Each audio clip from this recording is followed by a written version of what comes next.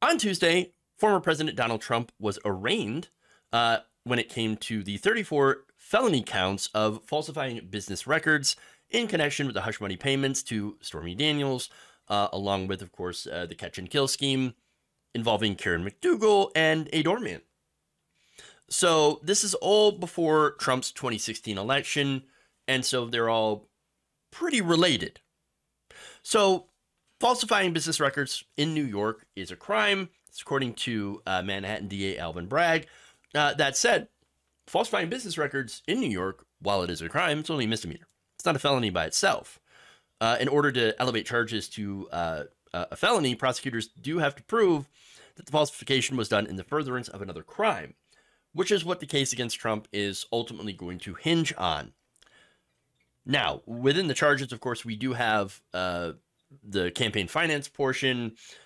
Prosecutors are arguing that the timing of this, since it's before the election, making sure that this negative story or these negative stories do not come out, doesn't affect the election, or that they don't come out to affect the election. And so that would be considered to be a campaign finance violation. But now we also, and as I mentioned before, that part of the case was a little shaky. There was an untested legal theory there to elevate those state crimes of falsifying business records to felonies using campaign finance. Now we find out that actually there's possible tax fraud involved. Uh-oh. So now Manhattan DA Bragg is looking at this tax fraud, accusing Trump of falsifying these business records as a way to back up planned false claims to tax authorities. And of course, that relates to the alleged campaign finance violation, all in order to, of course, hide this personal story related to the election. So there's a lot of layers to this. Okay. So here's what happened in detail.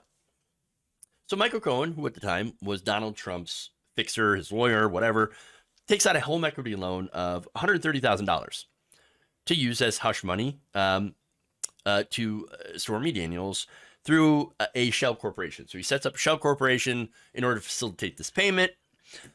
That turned out to be illegal. How do we know that it was illegal? Well, it's because Michael Cohen literally went to prison for it. It was a illegal campaign finance contribution.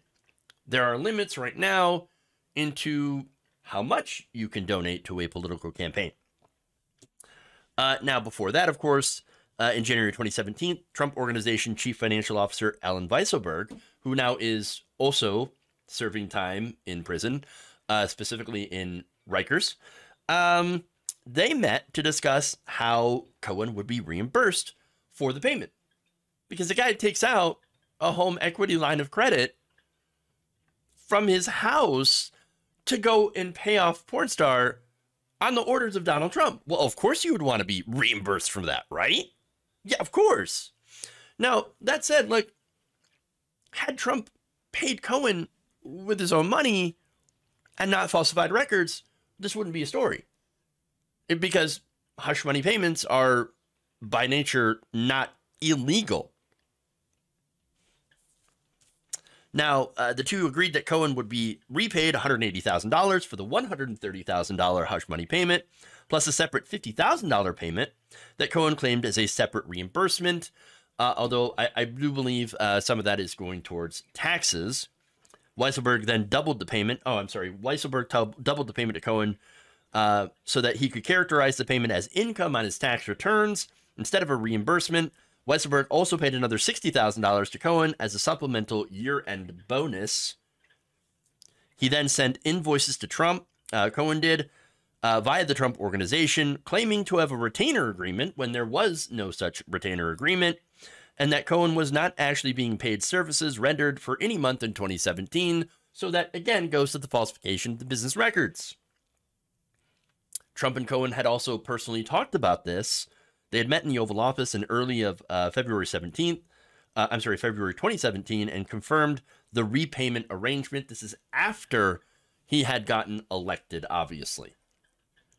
So pretty much the business records were falsified to conceal the real reasons behind the payment. Again, potential embarrassment. And that potential embarrassment is also related to the election.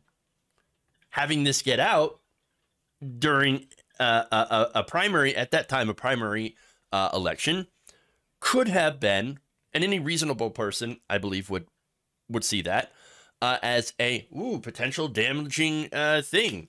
You know, if that comes out, that could really tank my election. Now, of course, in hindsight 2020, we realize that, no, pretty much nothing that came out against Trump or about Trump could ever have damaged him with MAGA supporters. Again, could probably literally shoot somebody on Fifth Avenue. A lot of the Trump supporters would be like, but did he deserve it? I hear he will. I hear he probably deserved it. He probably did something wrong. Might have been black. I don't know. Trump, innocent. Very, very innocent. The most innocent person ever. And we could never, ever, ever hold him accountable. Can't let that happen. Exactly. So now, look. Again, if you're paying hush money payments, again, it's shady, but it's not illegal. Okay? But what happens here is he had falsely put the payments in the books as legal expenses and then claimed the legal expenses as they are a business. The business itself, Trump Organization, claimed it as a write-off on their taxes. That is the potential hush money problem. And that, of course, would theoretically elevate the charges of falsifying the business records to a felony. And so, look, all of the whole thing, once again, would be an example of Donald Trump creating a problem and then getting in trouble for it. This could have been easily avoided, just like pretty much every other scandal that he had gotten himself into, if he had not been dumb. He couldn't avoid, like, he just couldn't help himself, okay?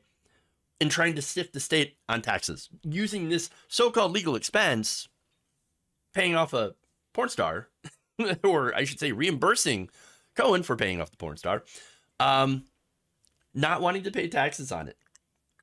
And that's amazing. Oh, it's a tax deduction.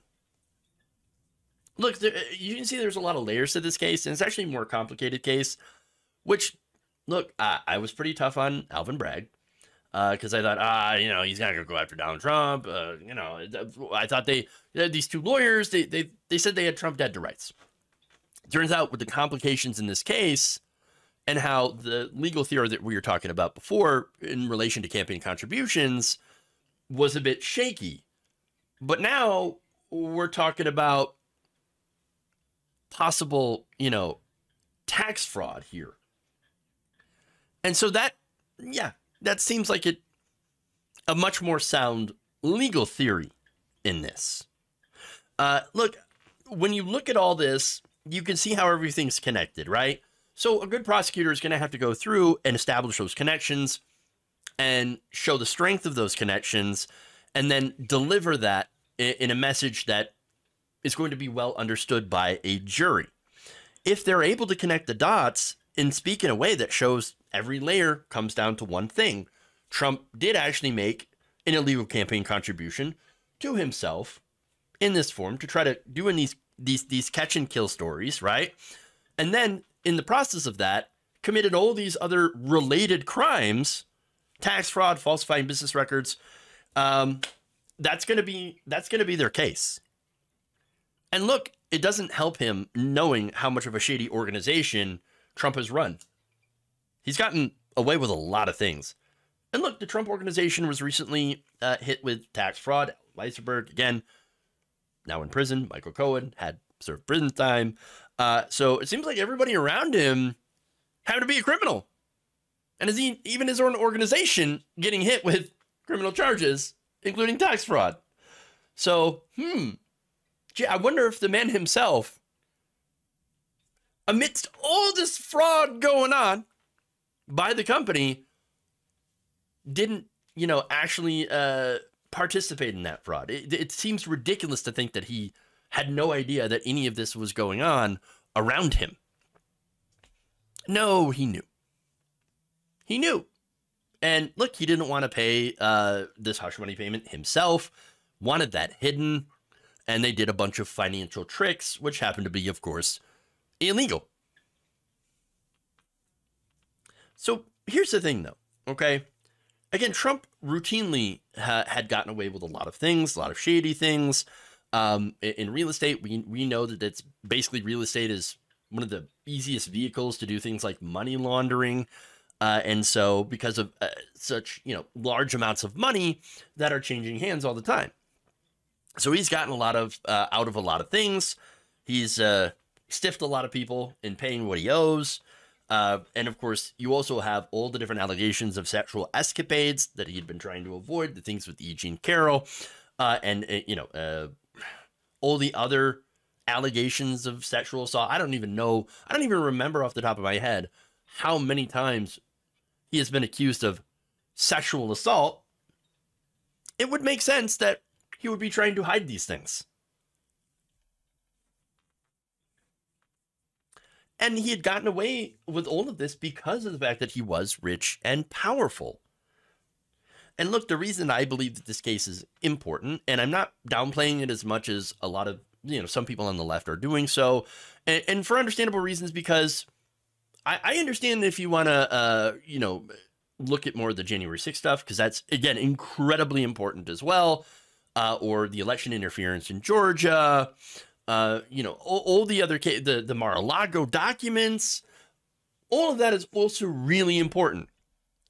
But I think one of the reasons that, or one of the ways that I disagree with some of the left on this as well, is when they kind of downplay this case, is the fact that maybe we could have some accountability when it comes to wealthy and powerful people being above the law. It's not about his impropriety sexually. To me, I don't care. It's not about any of that. What it is to me is, hey, someone who is wealthy and powerful, connected, finally being held accountable for doing alleged tax fraud, for cooking the books. And I think that's really important, showing that wealthy people maybe, and again, there's no guarantee that the jury will be able to see all the dots being connected. It all depends on how, they present their case and how strong the evidence is. Apparently strong enough for at least a grand jury to put out this indictment in the first place, and for Bragg to push forward with this prosecution. But I just want to see, for once, leaving the politics out of it, someone who is wealthy and powerful not being treated as if they're above the law. You know what I'm saying? Like, I'm tired of the two-tier justice system. I'm tired of rich people getting away with financial crimes while the rest of us get targeted for little things. That's why it matters to me. Again, I don't care about the impropriety.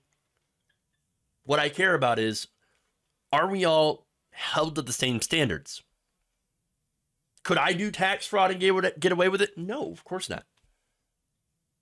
I don't think anybody else should be able to get away with tax fraud either. And so that's why, again, this is important. Now, the politics, by the way, and I have to note this because I see what's going on. I do know that the politics is likely the reason that we're seeing this happen in the first place. Because I just mentioned, wealthy and powerful people generally do not get held to account, especially former presidents. I mean, again, if we did, George W. Bush would be in prison, and that would be great. I would support that 100%. Again, I think doing war crimes is far more consequential than doing tax fraud, obviously, right? And so that's where the politics comes into play. Yes, that part, actually holding someone accountable for what I see are real crimes, right? That is the political angle. And so, look, you could argue that, oh yeah, well, okay, this is a political prosecution. Yes, political and actually going forward with it, but not on the crimes, because they are actual crimes. It's just no other rich people ever gets in trouble for it. And so again, I think that this is it's important for this reason. Now, that said, the establishment, look, they decided to stop ignoring his long history of potential crimes, his financial chicanery, and held him accountable, again, for something that a lot of wealthy people tend to get away with for a very long time. And that's why Republican politicians right now have their hair on fire. You see, I figured it out. You know, they're always saying, oh, if they can come for Trump, they can come for you. That's their message. If they can come for Donald Trump, they can come for you. But wait, if you're an average working person and you do fraud, they're always going to come for you. And that's it. The people that they didn't come for are people like Donald Trump, at least until now. And so now these wealthy, powerful people, and it doesn't matter, people on both sides that have, done some shady things. I mentioned John Edwards the other day, who was, basically tried for essentially the same thing, but without the tax fraud. They're worried that, they can go after Donald Trump for this, they can come after us. And that's who the audience is. That's who the intended target of this. Wealthy and powerful people, watch out, because they can do it to him, they'll do it to us.